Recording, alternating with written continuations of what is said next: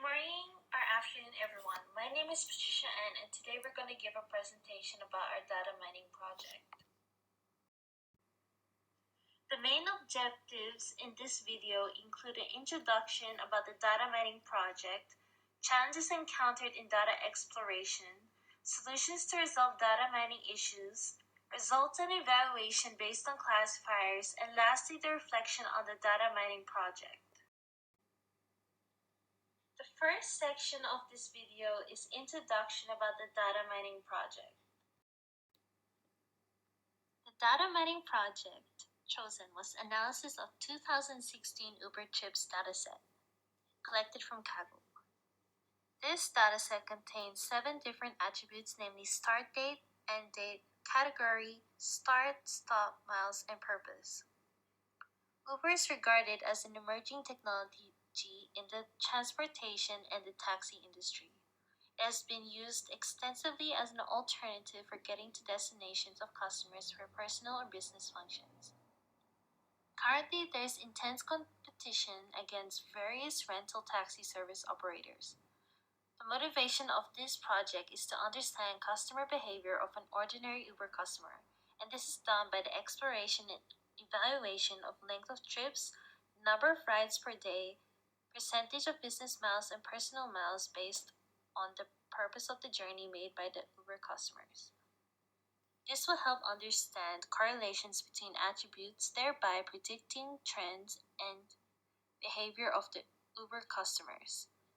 This data mining project will play a significant role in assisting Uber to gain a competitive advantage in the market by providing improved service on intercity and intracity commuting problems of customers.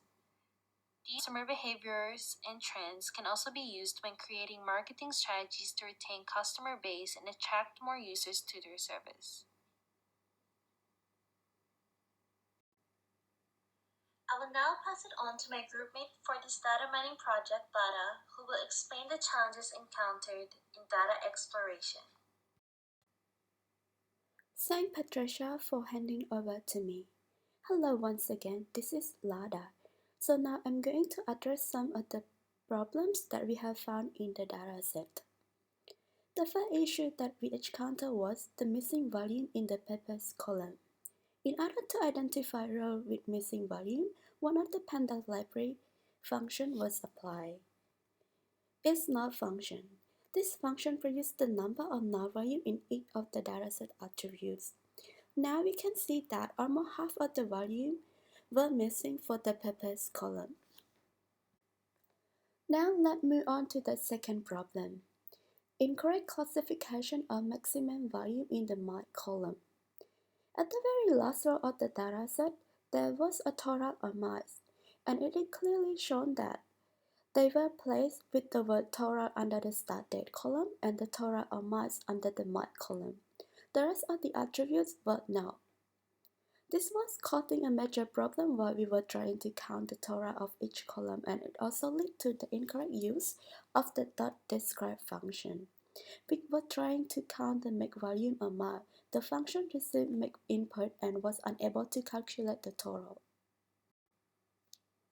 The third problem that we found was the incorrect data types were applied to the start date and end date column. By just looking at the volume, we can clearly see that they are type of date and time format. But when we check the type of each attribute using the .info, it shows that those are objects, meaning they are an unidentified data type according to the Panda library. Section number 3. Solutions to resolve data mining issues. Let me point out some of the possible solutions that we can use to fix those problems.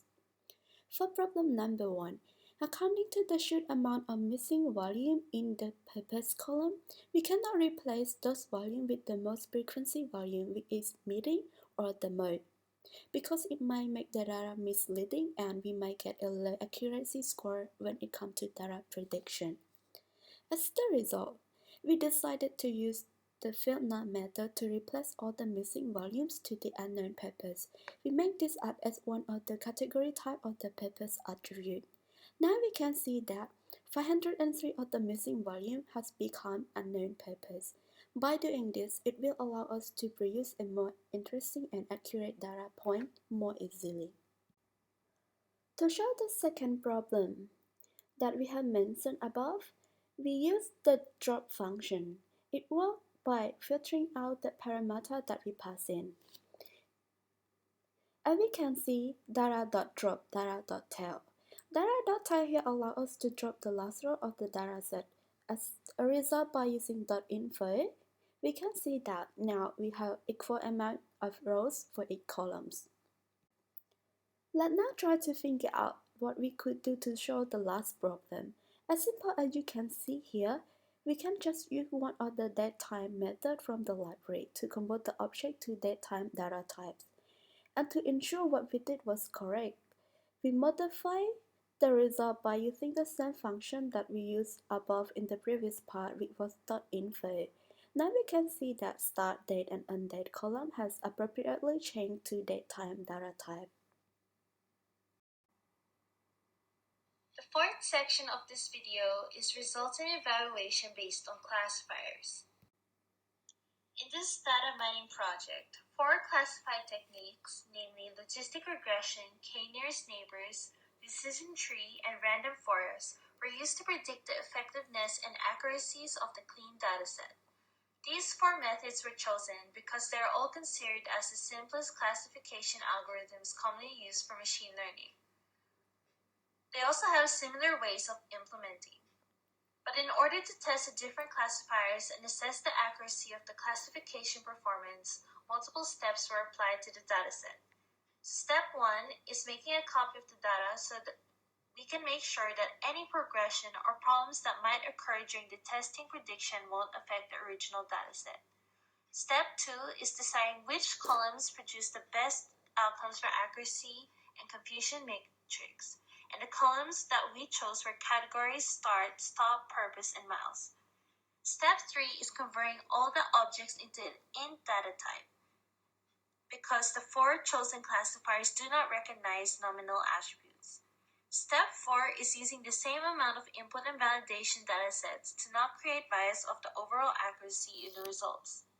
And step 5 is partitioning the dataset into 2 parts, namely the training and dataset in percentages 70 to 30.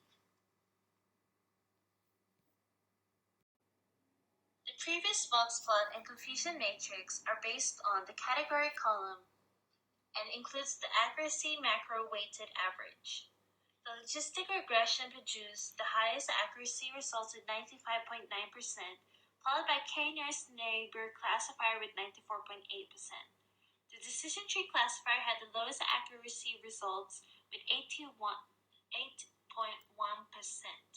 The business precision score of 0.96 and the support values were consistent for all 4 different classifiers. Logistic regression had the highest recall score for the category of business of 1.00, followed by k-nearest neighbor with 0.98. Logistic regression also had the highest F1 score of 0.98 for the business category. K-nearest neighbor and random forest had the same F1 score, leaving decision tree with the lowest at 0.94. All 4 of these classifiers are suitable for classification and implementation. However, after serious consideration, the recommended classifier for this dataset is logistic regression, based on these reasons. Number 1, logistic regression is highly interpretable and very efficient. It works better when the attributes are removed from the dataset and can handle missing data. Logistic regression across the board had the best accuracy of 95.9% and had the highest recall and F1 scores. Number 2, the decision tree classifier is unstable, relatively inaccurate compared to the other classifiers. It also has issues with overfitting training data because the training data is noisy. Number 3, the k-nearest neighbor classifier decreases speed of algorithm fast and only works with small input variables. It doesn't perform well with imbalanced data and has no capability of dealing with missing values. They also do not accept outliers, making it hard to evaluate the dataset. The Last reason is that the random forest classifier has issues with complexity and requires more computational power. It also needs more time to train compared with the other classifiers. Section number 5. Reflection on the data mining project. In conclusion, our dataset is a mixture of trips in the United States, Pakistan, Sri Lanka. 30% of the 1,155 trips were for business purposes. The short test drives averaged at around half a mile for the purpose of running errands. On the other hand, the longest drive is 310.3 miles and was for customer visit. It was found that less trips occur during holiday and weekend, while the period leading up to it has increased trips.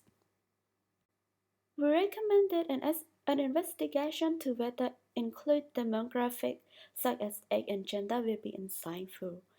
Also, an attribute that indicates the use of coupon for the trip can illustrate the effectiveness of coupon or loyalty programs. To show the issue of missing volume, we recommend that such attributes have a mandatory volume to be recorded. This is all of our presentation. Thank you.